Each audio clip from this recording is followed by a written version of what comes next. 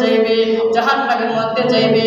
যে শিরিক করে, আল্লাহর নবী হাদিস শরীফের মধ্যে বলেন, দুই শ্রেণীর মানুষদেরকে আল্লাহ, তাদেরকে আল্লাহ তাআলা ওই দুই শ্রেণীর মানুষদেরকে আল্লাহ তাদের দোয়া কবুল করে না। এক নম্বর হলো জিনাহুর, দুই নম্বর হলো শিরিকুর। যে শিরিক করেছে, আল্লাহর সাথে শিরিক করেছে ব্যক্তি, ওই ব্যক্তির দোয়া আল্লাহ কবুল করে না। যে ব্যক্তি নাফরমান, অন্যের সাথে জিনা করেছে, বিবাহের পরেও বিবাহের আগে হোক যে জিনা করেছে, ওই নাফরমানের দোয়া আল্লাহ কবুল করে না। এই দুনিয়ার যুবক একটু চিন্তা করে দেখো, আল্লাহ পাক রব্বুল আলামিন কোন কারণে দুনিয়ার মধ্যে প্রেরণ করেছে? কারণটা হইল, আল্লাহ বলে দুনিয়ার মধ্যে প্রেরণ করেছে একটাই কারণ, আমার ইবাদত করবা, আমার ইবাদত করবা, আমার ইবাদতের সাথে কাউকে শরীক করবা না।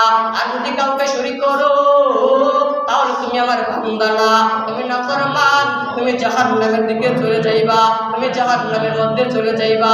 আর জাহান্নামের আগুন এমন ভয়ানক, জাহান্নামের আগুন এমন ভয়ানক। এই যুবক ভাই একটু চিন্তা করে দেখুন না, কাল কঠিন কিয়ামতের দিন একবার হযরত আয়েশা সিদ্দিকা রাদিয়াল্লাহু তাআলা আনহা আল্লাহ নবীকে জিজ্ঞাসা করতেছে, হে পয়গম্বর, একবার হযরত আয়েশা সিদ্দিকা রাদিয়াল্লাহু তাআলা আনহা কান্না করতেছে জাহান্নামের আগুনের ভয়ে। এত কান্না হযরত মুহাম্মদ সাল্লাল্লাহু আলাইহি ওয়াসাল্লাম ডাকতে বলতেছে, আয়েশা তুমি কান্না করতেছো কেন?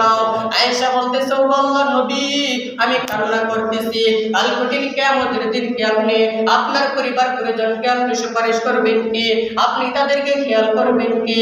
আল্লাহর নবী বলেন, হে আয়েশা শুনো তো, কাল কঠিন কিয়ামতের দিন তিন জায়গার মধ্যে কারোর সাথে সাক্ষাৎ করা হবে না।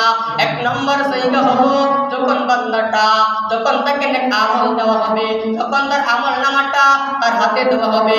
আমল নামাটা যদি বাম হাতে দেওয়া হয়, তার মতন কপাল পোড়া আর কেউ নাই, ওই কপাল পোড়ার মতন আর কোনো মানুষ নাই। যদি বাম হাতে দেওয়া হয়, ওই সময় আয়েশা রাদিয়াল্লাহু তাআলা আনহাকে বলে, এ আয়েশা, ওই সময় কারোর সাথে সাক্ষাৎ করা হবে না যখন তোমার আমল নামাটা হাতে দেওয়া হয়। যদি আমল নামাটা ডান হাতে দেওয়া হয়, আমল নামাটা যদি ডান হাতে দেওয়া হয়, এমন ভালো হবে, আমল নামাটা ডান হাতে দেওয়া হলে তুমি জান্নাতের দিকে চলে যেতে পারবা।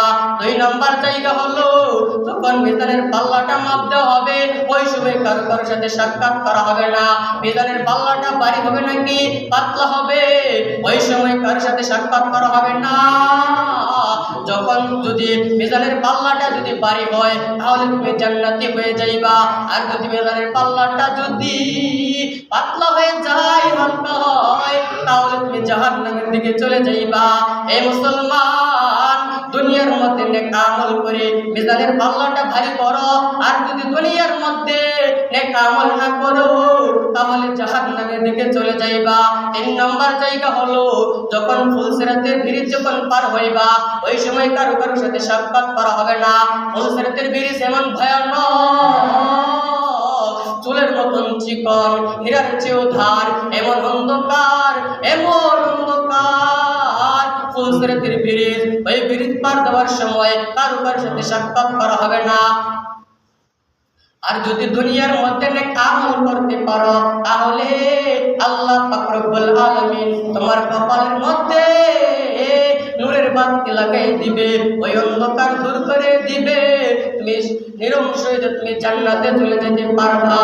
আর যদি তুমি বদকার হও, তুমি ফুলসিরাতের ব্রিজ থেকে পড়ে যাইবা। এই যুবক একটু চিন্তা করে দেখো না, আল্লাহ পাক রব্বুল আলামিন কোন কারণে আমাদেরকে পাঠাইছে।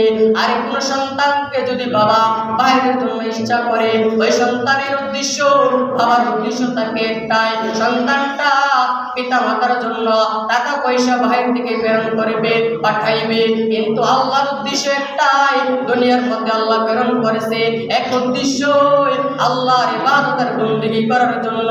ও মুসলমান ভাই, একটু চিন্তা করে দেখো, এত সম্পদ টাকা পয়সা দুনিয়ার মধ্যে সব কিছু ফেলে দিয়ে যাইবা, কাল কঠিন কিয়ামতের দিন তোমার পিতা তোমার স্বামী স্ত্রী চিনবে না, স্ত্রী স্বামীকে চিনবে না, স্বামী স্ত্রীকে চিনবে না, পিতা সন্তানকে চিনবে না, সন্তান পিতাকে চিনবে না।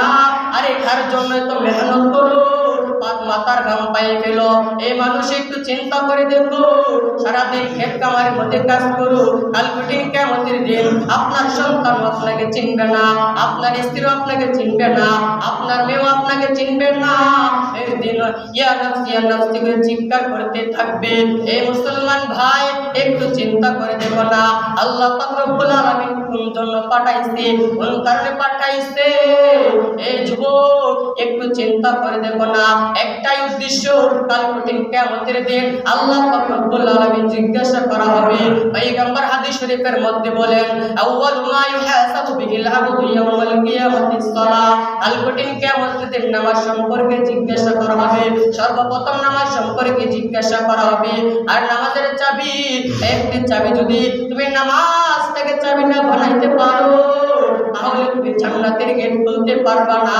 এ যুবক, হে মুরব্বী বাজানরা, একটু চিন্তা করে দেখো না, আল্লাহর ইবাদত করো। আর কিছু মানুষ আছে মাজারের মধ্যে মান্নত করে, মাজারের মধ্যে সেজদা করে। এ যুবক ভাই, একটু চিন্তা করে দেখো না, বেশি বেশি মহিলারা এই কাজটি করে। মহিলারা চায় সন্তান চায়, বাবার দরবারে সন্তান চায়, বাবার দরবারে মুসিবত কাটাইতে চায়। এর তোমার বাবাকে কে বানাইছে? আরে তুমি শাহজালাল রহমাতুল্লাহি আলাইহি লিখিত কোনো কিতাব দেখাও, তারা কি বলেছে আমার মাজারের মধ্যে সেজদা দাও, আমার মাজারের মধ্যে গান বাজনা বাজাও, আমার